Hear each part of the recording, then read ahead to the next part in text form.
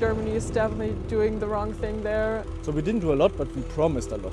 Of course, we have to stop this. I just want to see the truth. The EU is not acting as one.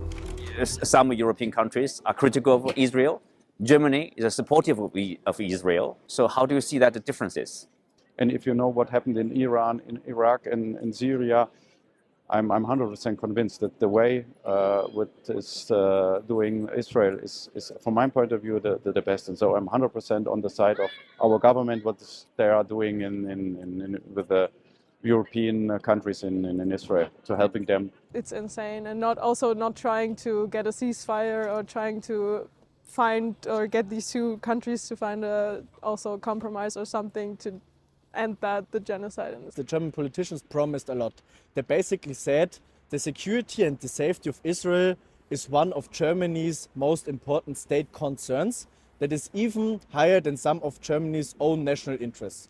If they'd really do what they said, they would support Israel without any hindrance.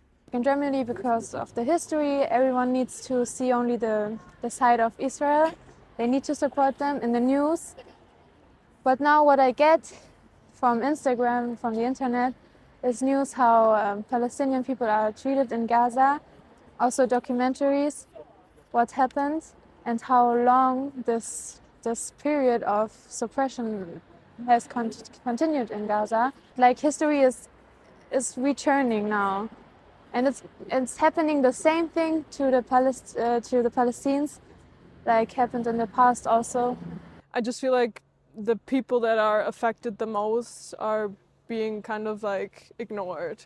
It's always talked about the people who are the leaders of the country and what they do and what they don't do, but the people that actually suffer from it, that are actually being bombed or shot at, are not really seen enough or not really considered enough. They have to keep the civilians in mind and cannot simply try to achieve the military goals and ignore the civilians. There were a lot of deaths. I think the international community should try to further engage Israel and get him to at least both sides try a ceasefire. Germany has been one of the few countries to provide firm support to the Israeli military operation in Gaza, which has led to the loss of over 20,000 civilian lives. But there's a difference of opinion in Germany. The older generation tends to align with the government position to unconditionally side with Israel, in that whatever Israel does in Gaza, Germany will always stand by them. Young people, however, have questioned this official line. They say they get their news and information from multiple sources, which they say makes them better informed of the suffering of the Palestinians over the past decades.